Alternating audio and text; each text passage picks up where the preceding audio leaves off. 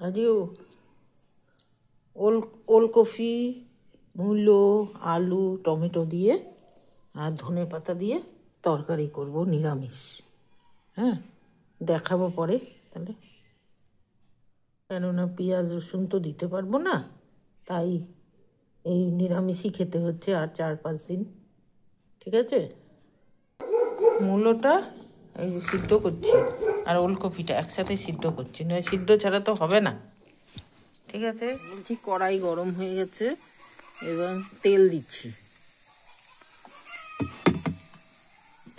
এই তেল দিলাম,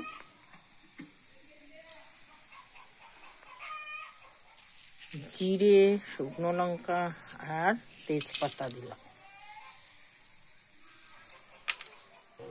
হয়ে গেছে, আলু দিলাম, এই টমেটো দিলাম,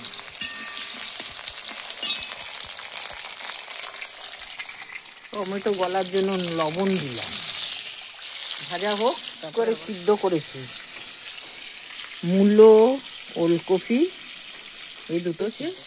এবার দুটো মুগ ডাল দিয়ে দিলাম, মুগ ডাল দিয়ে দিলাম। মুগ ডালটার সাথে ওলের তরকারি রান্না করব, মূলো দিয়ে, ওল দিয়ে, আলু দিয়ে তরকারি রান্না করব। এবার একে একে মশলাগুলো দিই।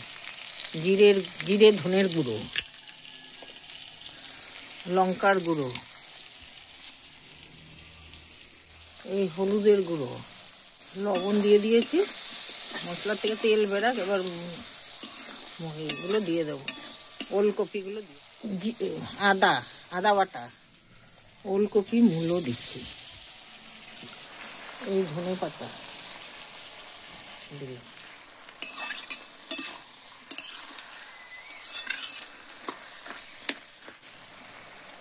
গরম মশলা,